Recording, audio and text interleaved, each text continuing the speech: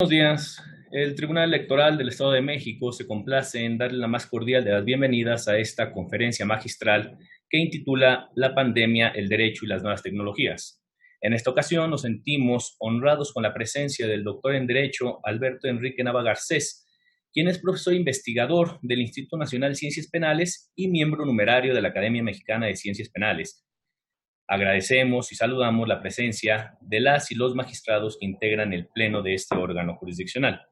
Magistrada Presidenta Leticia Victoria Tavira. Magistrado Raúl Flores Bernal. Magistrada Marta Patricia Tobar Pescador. Y magistrado Víctor Oscar Pasquel Fuentes. Igualmente, agradecemos la puntual asistencia y participación de las personas servidoras públicas que integramos el Tribunal Electoral del Estado de México. Por su parte, solicitamos a quienes nos acompañan en esta capacitación mantener encendidas sus cámaras y mantener sus micrófonos en modo silencio. Asimismo, hacemos del conocimiento de todas y todos los asistentes que la coordinación de capacitación, investigación y documentación de este órgano jurisdiccional es el área facultada para llevar a cabo el tratamiento de los datos personales requeridos para el registro de asistentes a los eventos de capacitación, por lo cual, con el objeto de que conozcan la manera en que protegemos y tratamos sus datos, así como los derechos con que cuentan en torno a esta materia, ponemos a su disposición, a través de este chat, en esta plataforma, el aviso de privacidad, el mismo que podrá ser consultado en la página oficial del Tribunal Electoral del Estado de México. A continuación, cedemos el uso de la voz a la magistrada presidenta, la maestra en Derecho, Leticia Victoria Tavira, quien será en esta ocasión la moderadora de la presente conferencia magistral. Adelante. Gracias, Cristian. Muy buenos días. Saludo con agrado a mis pares, a las personas servidoras públicas de este órgano jurisdiccional y a quienes nos acompañan por los diversos medios digitales en esta teleconferencia magistral, con la que comenzamos el cierre de este año de proceso electoral 2021. Sin duda alguna, este proceso electoral, aún vigente en forma extraordinaria, nos ha dejado un diverso sabor de boca que todo lo que en su momento nos habría tocado vivir. La emergencia sanitaria, el aislamiento que se tuvo que dar, la necesidad de volver al trabajo con miedos, con preocupaciones y con un estilo de vida totalmente diferente, fueron los ingredientes principales de una nueva forma de hacer y vivir el fenómeno jurídico. Tuvimos que evolucionar a una era digital que, aunque ya inmersos en ella, no nos había tocado sentirla como con tanto rigor y necesidad como hasta ahora.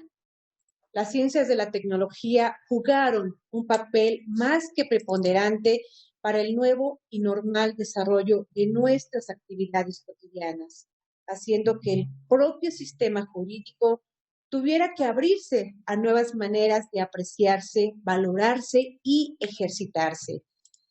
La realidad jurídica y política tuvo que adecuarse a la realidad social, a una realidad sitiada por una pandemia que como emergencia sanitaria reconstruyó y moldeó incluso la impartición de justicia. Hoy resulta más que necesario pensar en el ejercicio del derecho a la par de las ciencias de la tecnología. Esta se volvió el mayor canal de comunicación social, de acercamiento entre diversidad de latitudes. Son ya el mayor pasaje en el que se logra socializar el conocimiento y por medio de las cuales se aprecia una nueva forma de hacer justicia. No obstante, en sí mismo, ello ha representado y sigue representando una de las más arduas tareas jurídico-legislativas a afrontar ante la necesidad de regulación de los espacios virtuales y la reglamentación para el uso de estos. Algo es seguro, ante lo complejo de nuestro panorama, y es que la mayor de las necesidades que tenemos en el ámbito jurídico es adecuar la norma ante el dinamismo cada vez más acelerado de la realidad social en la que vivimos, y la materia judicial es un buen ejemplo de ello.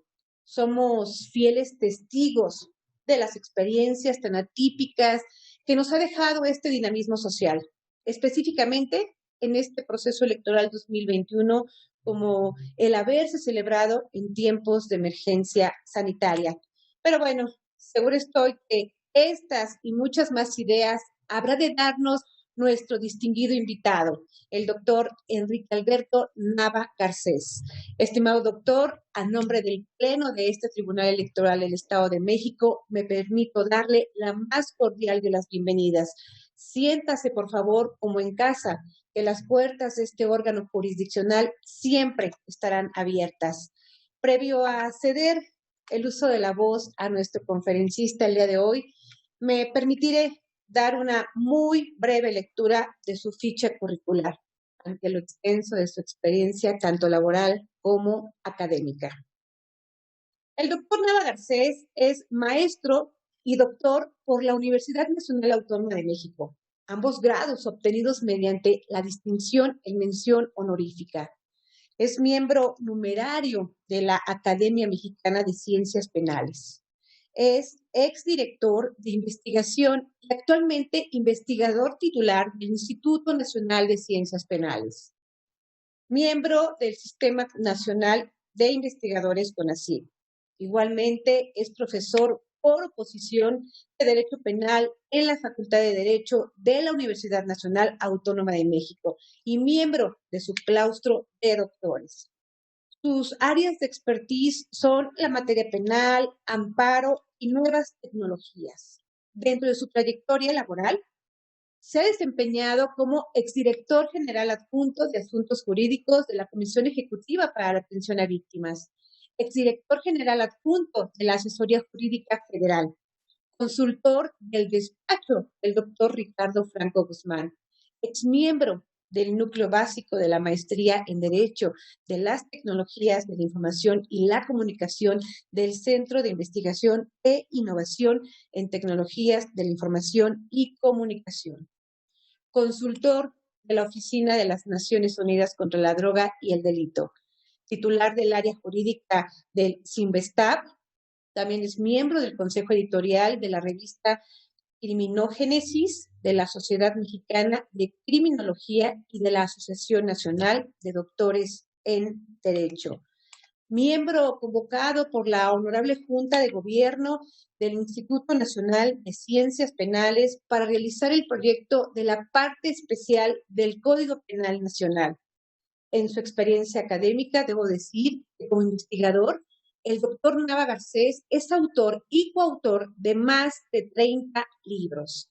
Sin duda, una trayectoria de apreciarse. Doctor, por favor, le cedo el uso de la voz.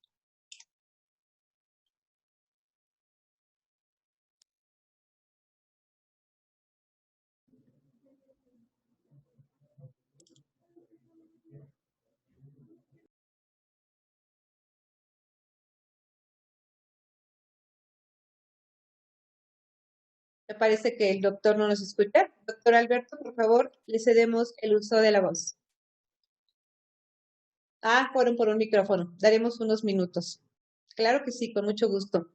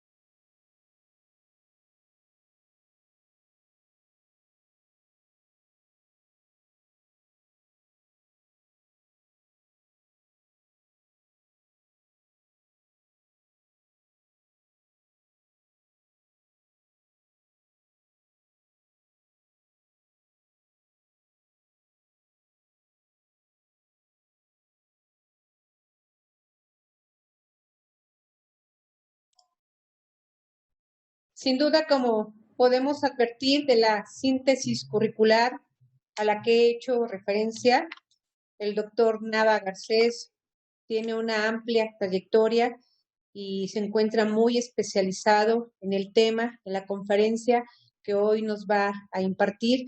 La verdad que este tribunal se beneplace con ponentes de esta alta calidad que nos va a poner en contexto de muchos temas que nosotros ya advertimos como necesidades en el uso de las tecnologías en este tiempo de pandemia, pero a detalle él nos platicará cómo afrontar, cómo realizar mucho mejor nuestras actividades, pues haciendo amigables estos medios de comunicación que justo en este momento pues son los que nos permiten conectarnos con nuestro auditorio, tanto con las personas servidoras públicas de nuestro tribunal como con quienes nos siguen a través de las redes sociales del tribunal.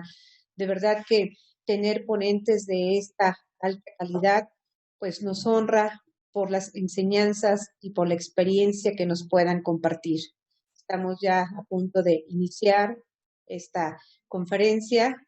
Como siempre, las tecnologías también. El riesgo que se tiene es que en cualquier momento nos podemos desconectar. Ahorita, por cuestiones técnicas, el doctor está preparando un micrófono para tener una mejor, nosotros tengamos una mejor recepción en el audio y seguramente en unos segunditos se estará incorporando nuevamente a la plataforma para que podamos dar inicio a esta magna conferencia, que de verdad yo estoy segura que todos vamos a obtener y sacar el mejor de los provechos. No me dejarás mentir, ¿verdad, Cristian? ¿Será? No, justamente en este momento estoy hablando con él, me dice que en el ánimo de generar la conferencia con micrófono se ha reseteado su computadora, pero está en los trabajos ya de reconexión. Entonces me pide, lo podemos dispensar algunos segundos mientras logra volver a tener conexión estable.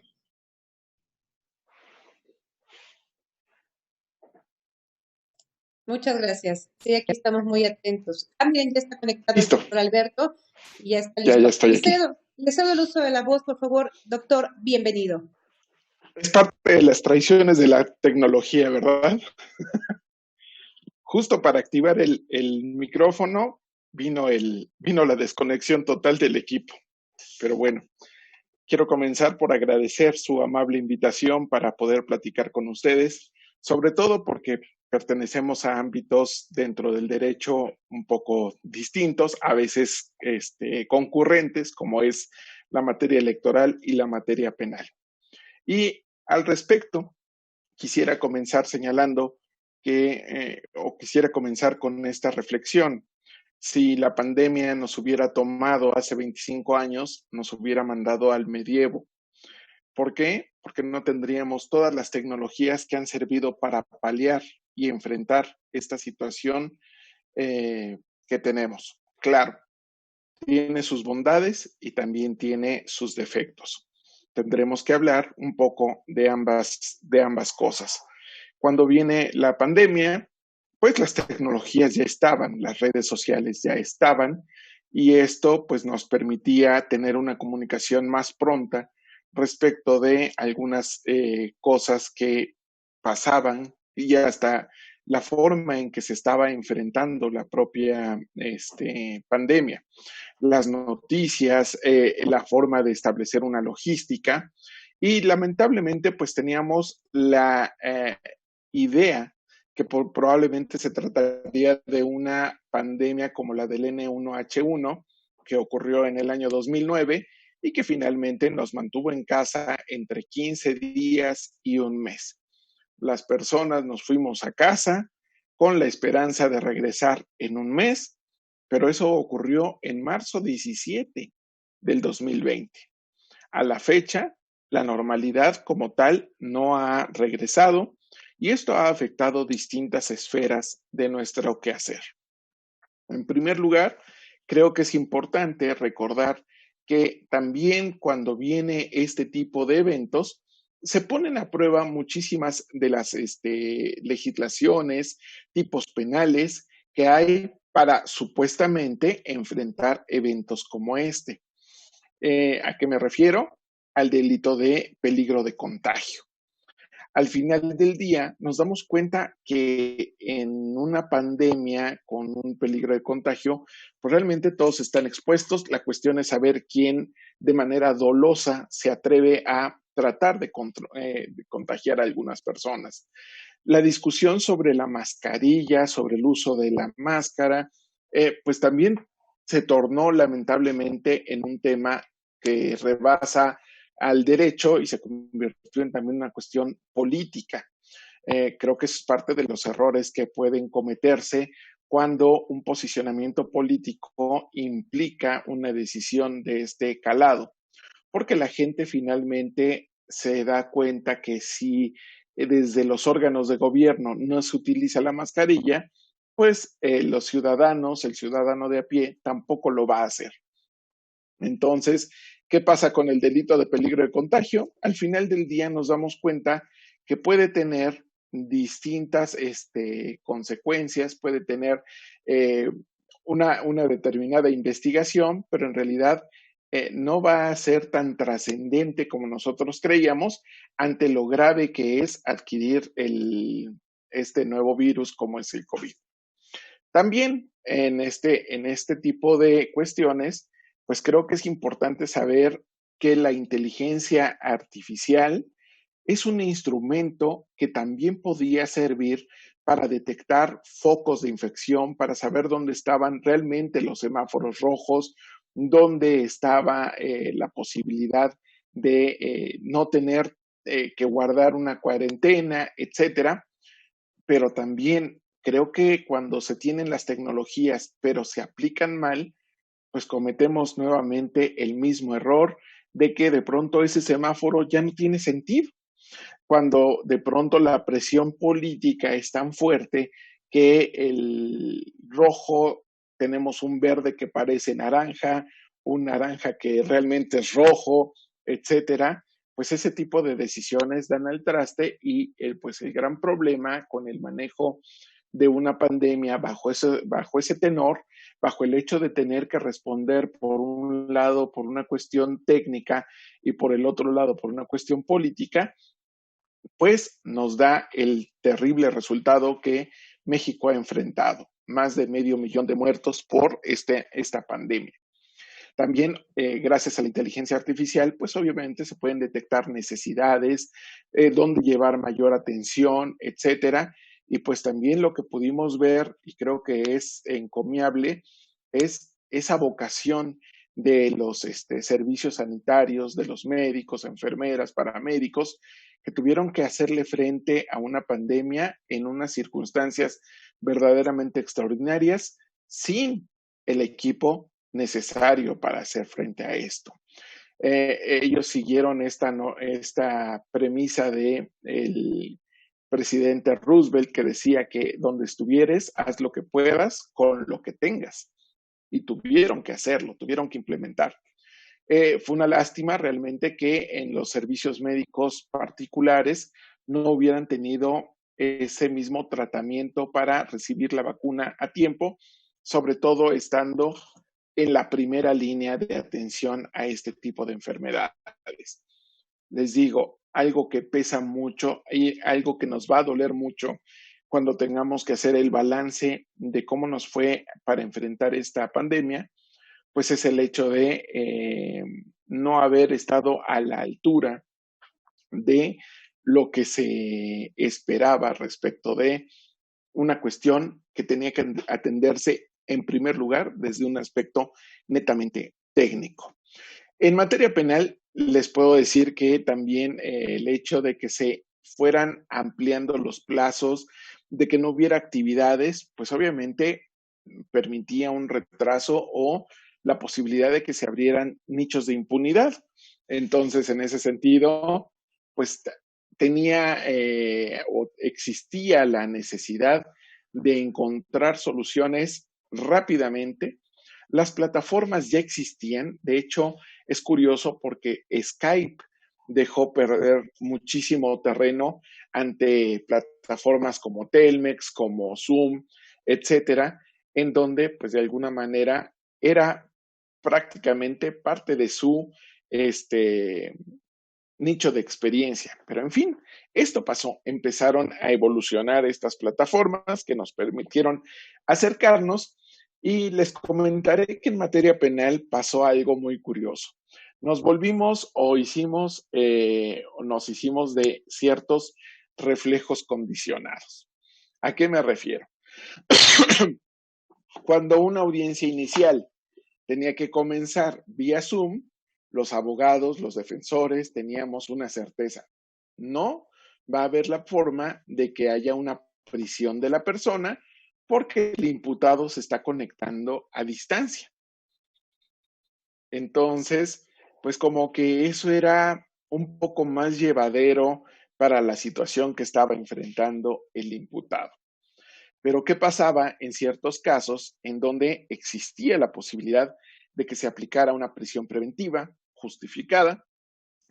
Y entonces el juez decía, vamos a continuar la audiencia en sede judicial. Había que anticiparse a lo que estaba pidiendo el juez. Lo que pasaba es que se iba a dictar una prisión preventiva y por eso se necesitaba la presencia del imputado. Así que, pues de alguna manera, ya los abogados tendrían que medir los escenarios y saber qué hacer para este tipo de cosas. Creo que lo pudimos ver con casos relevantes, como el caso del señor Lozoya, en donde le dicen que hay que continuar la audiencia en sede judicial y se presenta y efectivamente le aplican una prisión preventiva justificada. Y les digo que nos quedan reflejos condicionados porque pues ahora que tengamos que regresar presencialmente, pues los abogados vamos a querer mejor seguirla por la vía de las plataformas, etcétera, porque así como que tendremos la seguridad de que no hay prisión preventiva de por medio. Pero en fin, van a ser cosas que tengamos que superar, como se superan este tipo de síndromes que también se conocen como síndrome de la cabaña, en donde después de tanto encierro, también las personas generamos temor a salir a las calles. ¿Por qué? Porque se congregan muchas personas, porque finalmente nos han enseñado que en ese tipo de lugares donde son muy concurridos, donde no hay ciertas precauciones, donde no se usa la mascarilla, etcétera, pues el riesgo de contagio es alto. Es increíble, pero pues vamos o estamos encaminados hacia una cuarta ola en esta pandemia. Y eso, pues obviamente resulta preocupante, aún para los que estamos vacunados. ¿Por qué? Porque no debemos de olvidar que las vacunas también tienen un carácter experimental. Tuvieron que salir al paso para resolver este problema y algunas son más o menos eficaces, algunas pues con el tiempo han demostrado que se necesita una dosis de protección o booster, como les llaman los médicos, en donde pues de alguna manera se necesita este tipo de protección. Esto y toda esa información que se ha generado precisamente para poder alcanzar vacunas eficaces, también se deben a las tecnologías, al hecho de esa retroalimentación que se tiene en las distintas fases en donde se da esta vacuna. Pero también, pues obviamente, regresando al ámbito de la justicia, tuvimos una experiencia bastante fuerte con el hecho de regresar o de poder automatizar distintos procesos en medio de la pandemia en la atención a los distintos asuntos de derecho. Lamentablemente, el encierro generó mayores números en cuestiones de violencia familiar, el hecho de que pues descubramos o sepamos más bien, se ponga en evidencia que las casas muy pequeñas con varios integrantes pues generan distintos roces, que el hecho de que la economía también se vea fracturada por este tipo de pandemia, pues todo esto van a ser componentes que van a poner en peligro también la cuestión familiar y aún cuando todavía no había una plena vacunación, las agencias del Ministerio Público en el ámbito familiar seguían llenándose de asuntos. Creo que es importante también señalar que en materia de justicia tuvimos también una oportunidad perdida. Una oportunidad perdida en el sentido de que si ya contamos con determinados adelantos tecnológicos, pues todo esto pudo ya generarse o quedarse como algo fijo la cuestión de los trámites, la atención, el procesamiento de los acuerdos, etcétera. Es curioso, pero les comentaré que en 2 países, que también, bueno, finalmente la pandemia es mundial, que en 2 países llamó mucho la atención que se declararan inconstitucionales los procedimientos a distancia. Y llama la atención porque uno de ellos es España y el otro es Colombia. Dijeron, no, aquí estamos acostumbrados a la cuestión netamente presencial, la cuestión automatizada es solamente una improvisación, pero la justicia no puede improvisarse. Entonces, en ese sentido, se declararon inconstitucionales y entonces eso da el traste con todo lo avanzado, porque finalmente lo que se espera o lo que se pide ahora que se declare que ha terminado la pandemia, pues que volvamos o que demos el paso atrás y regresemos a toda una cuestión 100% presencial, a una cuestión netamente todavía física en cuanto a la elaboración de escritos, cuando ya tenemos muy avanzado el hecho de poder promover a distancia, promover ¿cómo se llama? A través de escritos electrónicos. La firma electrónica de alguna manera permitió validar esto. Llamaba, por ejemplo, la atención en algunas entidades, por ejemplo, Quintana Roo, que le permitían a un abogado atender un asunto totalmente a distancia, pero para protestar el cargo tenía que ir el abogado a Quintana Roo. Entonces, hay veces que ese tipo de cuestiones como que eran pequeñas piedras en todo este proceso automatizado para la justicia. También, pues obviamente, estamos dándonos cuenta que gracias a las tecnologías, pues el hecho de enfrentar en la vida cotidiana la pandemia, pues permitió el auge de distintas aplicaciones que podían llevar productos, alimentos, y de alguna manera facilitar la posibilidad de que las personas se mantuvieran en casa. El teletrabajo también se constituyó en una herramienta sumamente valiosa y la cuestión es, aun cuando no lo parezca, también hubo problemas respecto de fijar los horarios con el teletrabajo. ¿Por qué? Porque esto ha ocurrido desde siempre con las nuevas tecnologías. Desde que apareció el teléfono celular, las personas tienen que estar disponibles las 24 horas del día.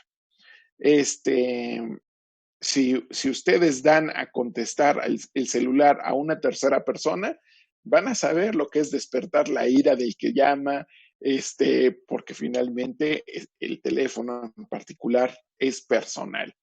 En algún tiempo, cuando aparece el teléfono celular y empieza a masificarse, había un chiste donde una persona busca a otra en su celular y la persona que contesta el celular dice, hombre, pero ¿cómo sabías que estaba yo aquí, no?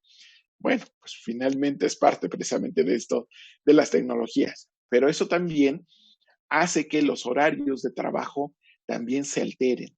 La vida en casa también se altere. ¿Por qué? Porque la computadora está encendida todo el tiempo, porque el celular no deja de recibir mensajes a todas horas.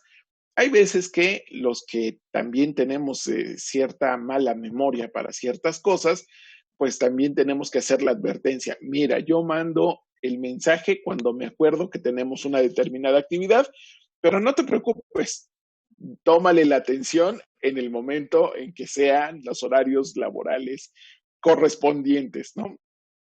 Finalmente, ahí quedan esos recordatorios, pero en realidad sí, no deja de trastocar la vida de las personas con este tipo de cuestiones.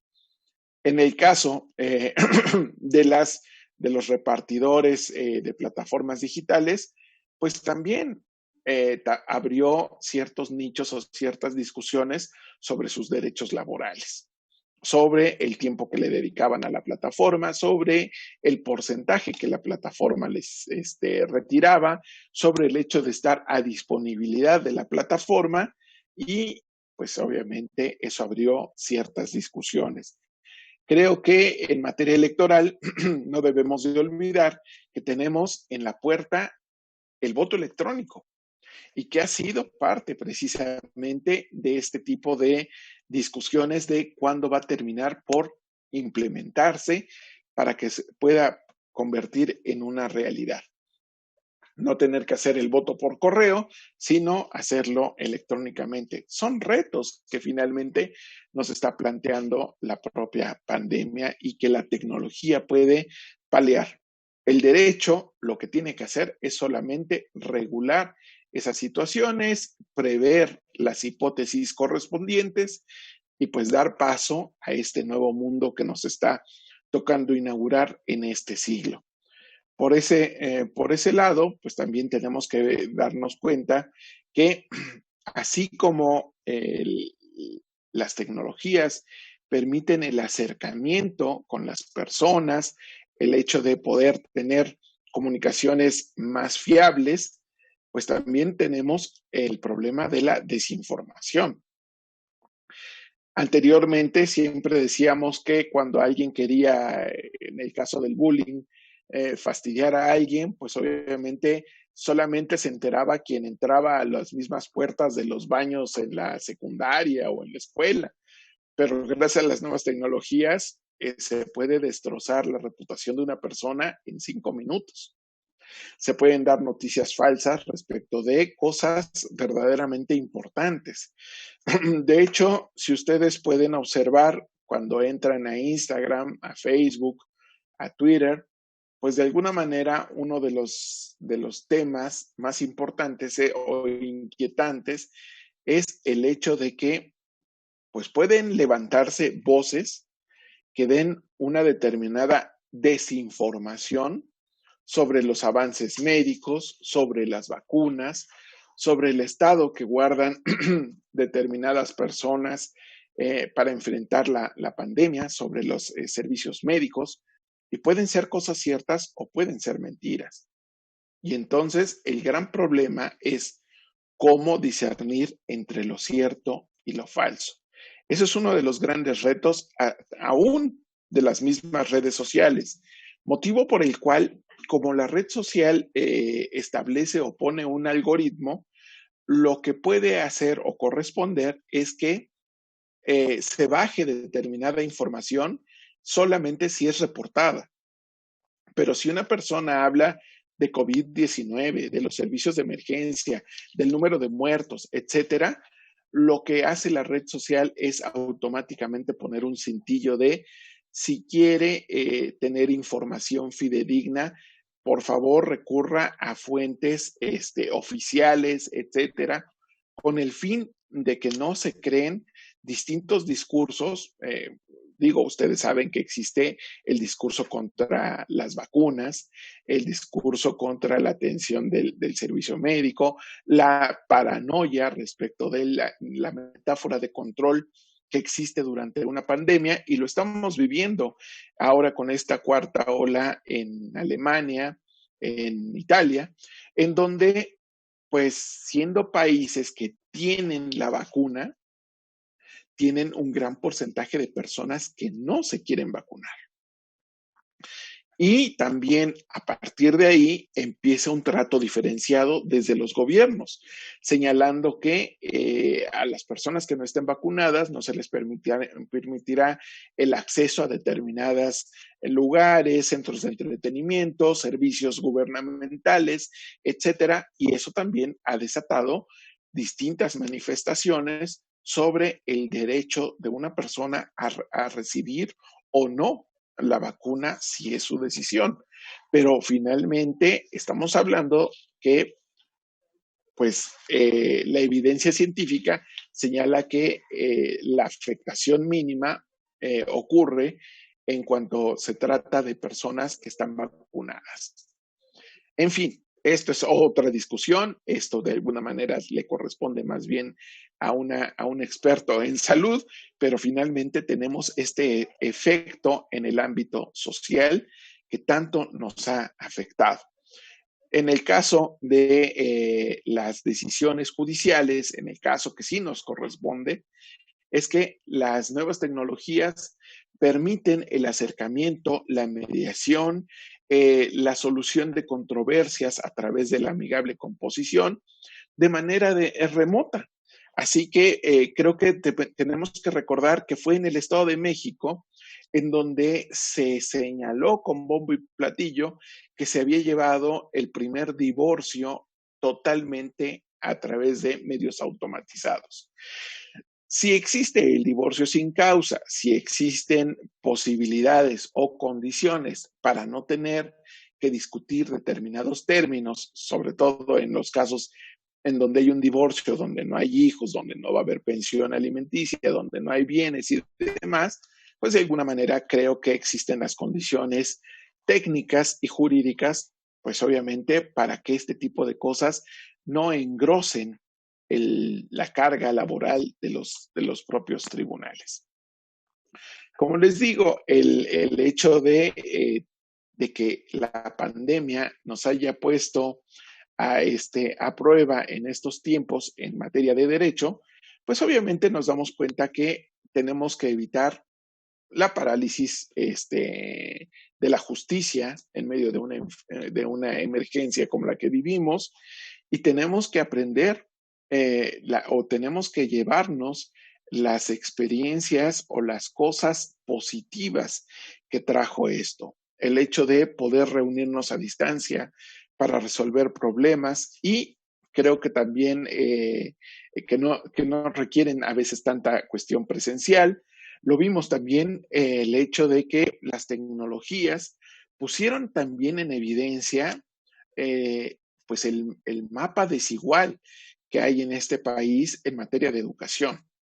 Nos pudimos dar cuenta que a pesar de que hubo un esfuerzo por parte del Estado para que hubiera una continuidad a distancia, pues lo cierto es que había un desorden en cuanto a las personas que recibían la información. De hecho, hubo casos en donde pues ni siquiera hay electricidad. Entonces, ahí tenemos un marco de desigualdad pavoroso, porque esas personas sin electricidad pues simplemente no tienen acceso a las demás tecnologías. Y entonces la educación sí tuvo y va a tener consecuencias que las vamos a ver en el mediano plazo. Estamos hablando de deserción, como pues obviamente de que muchas cuestiones dentro del ámbito educativo se queden truncas. Algunos profesores en ámbitos superiores, en ámbitos como lo es la educación superior, pues también nos dimos cuenta de profesores que tuvieron que adaptarse a este nuevo reto, entrar a una plataforma, digo, para muestra un botón, apenas nada más por conectar un micrófono se me reseteó la computadora, ¿no? Entonces creo que ese tipo de cuestiones hay que aprender a superarlos y a pasar la página, pero también tenemos que darnos cuenta de que no toda la educación puede ocurrir a través de la vía remota. Yo creo que se apanicaría cualquier persona del público si de pronto tiene que entrar al consultorio de un dentista que aprendió todo vía Zoom, ¿no? Que no tuvo la práctica al respecto, pues como que sí entraría como que con cierto miedo al consultorio bajo este tipo de circunstancias. Nos damos cuenta que hay cosas que necesitan de la presencia y hay cosas que no. Y en ese sentido, las tecnologías es donde aprenden a ir paliando este tipo de cuestiones. Creo que nuestra cultura, creo que nuestra forma de desenvolvernos en los distintos ámbitos, en tribunales, en los viajes, en la educación, al recibir información, pues obviamente va a quedar totalmente alterada después de la pandemia. No creo que sigamos siendo los mismos. No creo que no guardemos 2 que 3 cubrebocas después de que nos digan que ya no podemos, ya no necesitamos usarlos, porque finalmente la experiencia ha quedado ya grabada en nuestras vidas. Hemos tenido la triste noticia de perder a muchas personas cercanas, maestros, familiares, amigos, por esta pandemia, y creo que la experiencia, aparte de dura, pues tenemos que rescatar lo importante de esto, cómo lo superamos y pues obviamente aprender a discernir. Fíjense que había en materia de especulación sobre el futuro 2 posiciones. Orwell decía, el creador de 1984, que íbamos a estar en una sociedad sometida a una vigilancia extrema, cámaras por todos lados. Y todo mundo decía que ya vivíamos 1984 a través de este tipo de vigilancia. Pero por el otro lado, Aldous Huxley decía, no, la forma de controlar a las personas es inundarlas de información, de modo tal que no haya la posibilidad de que sepan cuál es la cierta y cuál es la falsa. Y ese, en realidad, es el gran reto de nuestro tiempo. Recibimos muchísima información a través de las nuevas tecnologías, y lo que tenemos que aprender es a saber qué es lo realmente valioso, lo realmente cierto en estas circunstancias. El derecho ha quedado todavía un paso atrás frente a este tipo de situaciones. Tiene que compensar, tiene que aprender de la experiencia y tiene que adaptar y adoptar las medidas correspondientes, porque finalmente, como les decía, no seremos los mismos después de esta dura experiencia. Les agradezco mucho su tiempo y para escuchar estas reflexiones, y quedo a sus amables órdenes. Muchas gracias, doctor Nava Garcés, por tan brillante exposición sobre un tema que hoy día cobra vigencia y donde en muchos de los ejemplos o los comentarios que usted vertía, pues me sentí muy identificada, porque justo hablando del tema de horarios y reflexionando ya, escuchándola a usted, me daba cuenta que sí, yo era de las jefas, ¿no? Que a las 8 de la mañana, a las 7 de la mañana, como estaban en casa trabajando virtual, me sentía con derecho de empezar a trabajar desde ese momento, ¿no? Y creo que ese descontrol de horarios sí es importante, porque finalmente, pues, creo que es un doble esfuerzo estar trabajando en casa, porque además hay que lidiar con el tema de doméstico, ¿no? El doméstico, y si los hijos los teníamos también estudiando virtualmente en casa, como que tenemos triples actividades, y luego la jefa o el jefe desde las 7 ya pidiendo información, o a las 9 o 10 de la noche diciendo qué pasó con tal documento. Este descontrol de horarios es muy importante y por supuesto tiene usted toda la razón. En ese sentido, pues me gustaría abrir un espacio para dar lugar a las preguntas de nuestro auditorio para nuestro ponente. No sé si podamos ver quiénes lo hagan de manera directa, porque en el chat no tengo reportada ninguna pregunta, pero si alguien quiere hacer uso de la voz, me lo hace saber, por favor.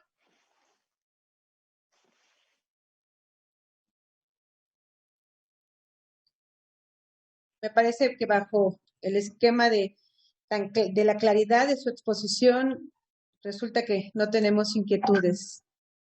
No es... en el chat hay uno, no sé si gusta. Ya, gracias, muchas gracias, Cristian. Sigue viendo la pregunta que nos hace Eliu Mendoza. Doctor, ¿qué opina de la utilización de las nuevas tecnologías en ámbitos donde la desconfianza ha sido la constante histórica, como lo puede ser en el ámbito electoral, con el caso del voto electrónico, que incluso nos habló un poco en estos momentos? Claro, esa es una de las cuestiones que tenemos que superar. Finalmente, la desconfianza ocurre desde antes de que tuviéramos la pandemia. Es lo que ha retrasado el voto electrónico. Es lo que ha hecho que todavía sigan las personas llegando a las casillas y teniendo que tomar una papeleta. Es más, dentro de esa desconfianza, las mismas personas llevan su bolígrafo por estas noticias en donde les dicen, el plumón que se utiliza se borra y entonces es sumamente alterable, etcétera. Estamos hablando que en términos electorales, México es la casa de la desconfianza y es la casa de la desconfianza no de un tiempo a la fecha. Estamos hablando desde los tiempos en que Chiapas se anexa a México en una votación, que ya saben que ganó la anexión y no la independencia de Chiapas. Pero creo que desde entonces no hemos tenido realmente el hecho de poder confiar en nuestras elecciones. Y eso ha sido un gran defecto de nosotros. Hemos contado, y lo digo, creo que no soy yo la persona, ¿cómo se llama? Más idónea para decirlo, pero hemos contado con instituciones verdaderamente sólidas de 20 años para acá que impiden precisamente que ocurra un fraude, que de alguna manera el único interés es que realmente tengamos una democracia auténtica. Y finalmente, todo lo electrónico va a ser, querramos o no, el detonante de lo que falta de este siglo. Y tenemos que adoptarlo, sea de nuestro gusto o no. Entonces, finalmente llegará la hora de que votemos por medio del voto electrónico, por lo necesario, pues obviamente también por lo certero que permite dar una respuesta o un resultado, y también pues obviamente quienes son los órganos y que en este caso un tribunal electoral, pues también tendrá que enfrentarse a una nueva pericial para saber si no hubo una alteración en el voto electrónico, si realmente corresponde al padrón de las personas que asistieron. Vaya, el voto electrónico no nada más es el hecho de que una persona entre a una casilla y escoja o presione un botón, sino también de que haya un contexto que le permita tener al tribunal o al órgano que se encarga de realizar las elecciones, pues poder confirmar que hubo tantas personas, que hubo tantos votos y que no hubo la posibilidad de que esto se alterara. Es el reto. Finalmente, el voto electrónico en términos electorales es el reto. Muchas gracias, doctor Nava. De no haber alguna otra inquietud por parte de nuestro auditorio, no me queda más que... ya, tenemos otra pregunta, doctor, si me lo permite, por favor. Ariadna López le pregunta a usted, ¿las nuevas tecnologías han traído cambios en la manera de comunicarnos? ¿De qué manera las autoridades electorales pueden garantizar que exista un verdadero acercamiento a la ciudadanía? Bueno, aquí tenemos dos cuestiones. Las tecnologías han hecho algo que no debemos de pasar por alto. Las personas o los candidatos que ganan en las redes sociales ganan en la elección real. Entonces, se imaginarán que la guerra electoral también se lleva a esos ámbitos, a los ámbitos virtuales. También las guerras sucias, lamentablemente. El ex subprocurador de la República, Jorge Lara, le llamaba a Twitter cantina Twitter, porque uno entra y a los 5 minutos ya se está peleando con alguien que ni conoce, ¿no? O sea, finalmente hay que tener mucho cuidado con las opiniones políticas, pero finalmente por eso se crean o se generan esas granjas de bots para atacar en las épocas de campaña. Este tipo de campañas negras para disminuir, para mandar noticias falsas, Dicen que cuando uno quiere saber sobre su árbol genealógico, solamente hay que convertirse en candidato y ya de pronto le sacan a uno todo lo que ha sido el pasado de las personas. Entonces, sí, también hay una guerra electoral en el ámbito de las redes sociales y la única forma de mantenerlo o de poder, eh, dentro de las obligaciones que hay en el organizador electoral, es cuidar precisamente que la campaña no se vaya a desfogar por ahí, que no se vaya a desviar por una cuestión de una guerra sucia, que realmente empañe la elección. En muchas ocasiones se mandan noticias falsas de un determinado candidato el día de la elección, con el fin de precisamente pegarle en sus posibilidades, en sus expectativas, y son las cuestiones que tiene que cuidar el órgano electoral y en su momento el tribunal. Gracias, doctora Alberto Nava. Tenemos una pregunta más por parte de Giovanni Díaz Martínez. Él le pregunta, ¿qué estrategia considera viable para en el proceso evolución hacia la e-justicia sea inclusivo?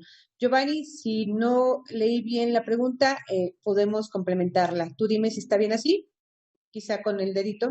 Sí, maestra, mire, sí, la duda es, ¿qué estrategia considera el ponente para que el proceso de evolución hacia la e-justicia sea incluyente? En general es un tema muy costoso y obviamente el acceder a la justicia implica, sobre todo para los más desfavorecidos, por lo menos disponer de un celular inteligente o algún dispositivo. Entonces, esa es la duda, ¿qué estrategia considera el viable para que en ese avance, en ese progreso, no dejemos atrás a la gente menos favorecida, ¿no?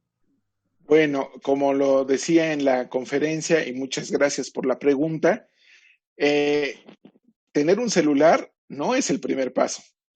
Tener electricidad, ese es el problema. Tenemos muchísimos municipios, tenemos muchos poblados lejanísimos de siquiera el servicio básico de la electricidad. Eso fue lo que le dio al traste a la cuestión educativa.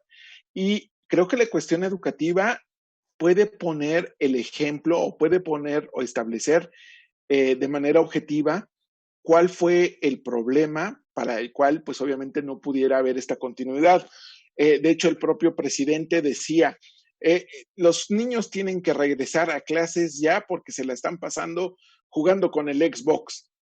Pues ojalá jugaran con el Xbox, ojalá tuvieran un Xbox, ojalá tuvieran electricidad, o sea, ese era realmente el gran problema, ¿sí? Que finalmente muchos niños tuvieron que incorporarse a las actividades de los padres dentro del campo, dentro de este tipo de poblados, porque finalmente no había escuelas. Lo mismo pasa con la justicia en términos electrónicos. Yo creo que uno de los grandes pasos, si no podemos popularizarlo, porque tampoco se trata de que yo dé una ponencia con visos, ¿cómo se llama?, de campaña o cosas por el estilo. Yo creo que una de las cuestiones es, y que nos ha dejado precisamente la pandemia, es aprender a automatizar procesos. Automatizar procesos, privilegiar la mediación, privilegiar el hecho de que muchos procesos en materia de derecho no deben de tener tantas etapas o pueden ser paliadas a través de acuerdos más rápidos, procesados de manera automática, porque también se hablaba de que esto abría las puertas a que la inteligencia artificial nos diera jueces electrónicos. No, estamos muy lejos de eso.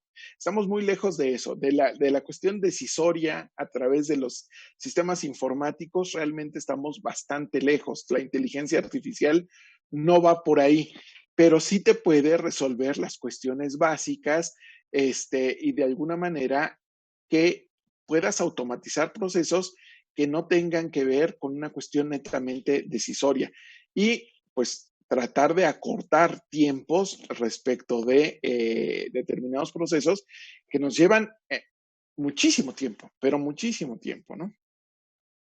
Muchísimas gracias. Gracias, doctor. Pues al tiempo de agradecer la participación de las personas servidoras públicas del tribunal, expreso nuestro reconocimiento y gratitud a nuestro ponente, doctor Nava Garcés, por su brillante exposición. Y bueno, pues yo regreso el uso de la voz para la parte final de nuestro evento al maestro Cristian. Muchas gracias.